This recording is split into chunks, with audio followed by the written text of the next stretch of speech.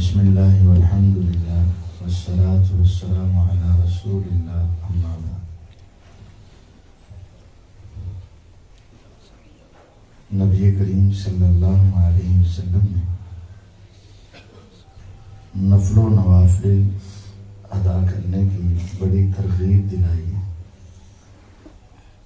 اور ان نفلی نمازوں میں ایک نماز صلاۃ تسبیح ہے۔ رسول اللہ صلی اللہ علیہ وسلم نے اپنے چچا عباس رضی اللہ تعالی عنہ سے ارشاد فرمایا، اے میرے چچا، میں آپ کو ایک تحفہ دیتا ہوں، تو یہ ایک تحفہ ہے، اور میں تمہیں ایک ایسی چیز سکھاتا ہوں جس کی وجہ سے اللہ تعالیٰ آپ کے پچھلے سارے گناہ معاف فرما دیں گے، لیکن یہ وہ گناہ ہیں جن کا تعلق انسان اور اللہ کے درمیان ہو،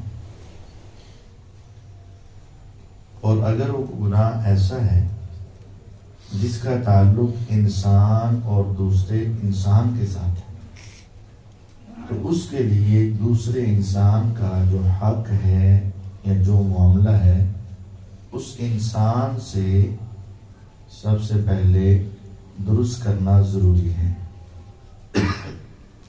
مثلا کسی کا حق لیا ہے، حق مارا ہے، کسی پر ظلم کیا ہے، کسی کے ساتھ زیادتی کی ہے، تو پہلے اس سے معافی مانگے اور پھر اللہ تعالیٰ سے مانگے، اور اگر ممکن ہے تو اس کا حق ادا کرے اور پھر اللہ تعالیٰ سے معافی مانگے۔ اور اگر گناہ کی نوعیت انسان اور اللہ کے درمیان ہے تو پھر وہ یہ نماز پوری توجہ سے پڑھ لے تو اللہ تعالیٰ اس کے سارے گناہ معاف کر دیں گے، اگرچہ وہ سمندر کی جھاگ کے برابر ہی کیوں نہ ہو۔ یہ ایک محاورہ ہے، سمندر کی جھاگ کے برابر، کسی چیز کی کثرت کو بیان کرنے کے لیے، یعنی اتنے گناہ کہ سمندر کے پانی پر آنے والی جھاگ جس کا صحیح اندازہ تمہیں کبھی بھی نہیں ہو سکتا، کثیر گناہ کہ جن کی تمہیں صحیح تعداد معلوم ہی نہیں، وہ سارے معاف ہو جائیں، لیکن وہ توجہ کے ساتھ ادا کرنی۔ اب صلاۃ تسبیح پڑھنی کیسے ہے؟ سنن ابی داؤد کی حدیث ہے، اس میں رسول اللہ صلی اللہ علیہ وسلم نے خود یہ پڑھنے کا طریقہ بتایا، اور اس کا طریقہ کار یہ ہے کہ جس طرح ہم 4 رکعت نفل پڑھتے ہیں پوری نماز میں، اسی طرح ہر رکن میں اس کی عام نماز والی ادائیگی اور قرات یا جو بھی ذکر ہے وہ پورا کرنا ہے۔ اس کے بعد آخر میں یہ کلمات پڑھنے، 4 کلمے ہیں، سبحان اللہ والحمد للہ ولا الہ الا اللہ واللہ اکبر۔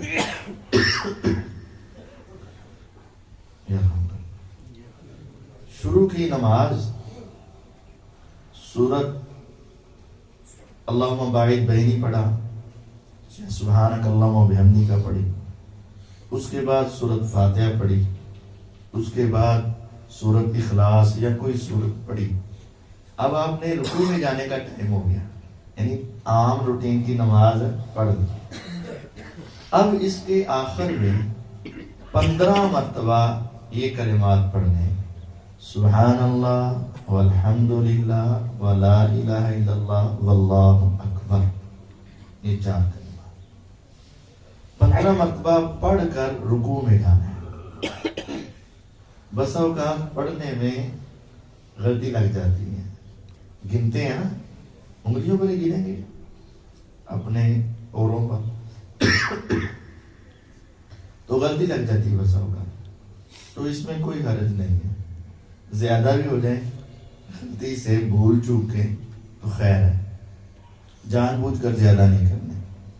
15 مرتبہ پڑھ لیے تو رکوع میں چلے گئے، رکوع میں گئے تو وہی جو آپ نے تعریف کے کلمات کہنے تھے، سبحان ربی العظیم، سبحانک اللہم ربنا وبحمدک اللہم اغفر لی، سبوح قدوس رب الملائکۃ والروح، یا کوئی بھی دعا جو آپ نے پڑھنی ہے وہ پڑھ لیں، 3 مرتبہ، 5 مرتبہ، 7 مرتبہ، جتنی آپ پڑھتے ہیں پڑھ لیں۔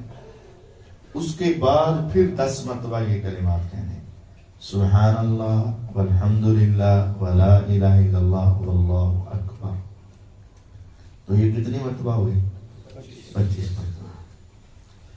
رکوع سے اٹھنا ہے، سمع اللہ لمن حمدہ ربنا ولک الحمد حمدا کثیرا طیبا مبارکا فیہ، یہ پڑھنا ہے۔